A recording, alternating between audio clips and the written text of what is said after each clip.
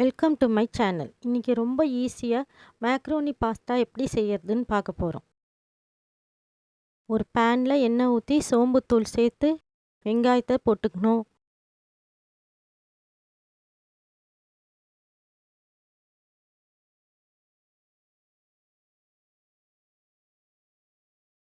வெங்காயம் ஓரளவு வதங்கின உடனே இஞ்சி பூண்டு விழுது சேர்த்துக்கணும்.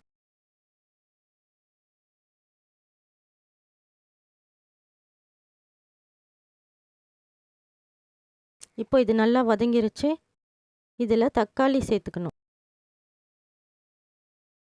இதுக்கு கொஞ்சம் தக்காளி ஜாஸ்தியாக சேர்த்தா ரொம்ப டேஸ்ட்டாக இருக்கும்.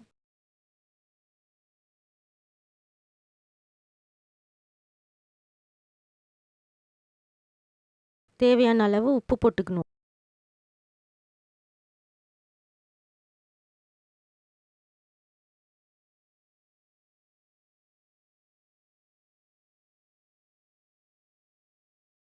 நல்லா வதங்கிருச்சு, எண்ணெய் பிரிஞ்சு வந்துருச்சு. இப்போ இதில் மஞ்சள் தூள், மிளகாய் தூள், கரம் மசாலா தூள் சேர்த்து நல்லா மிக்ஸ் பண்ணி விடணும்.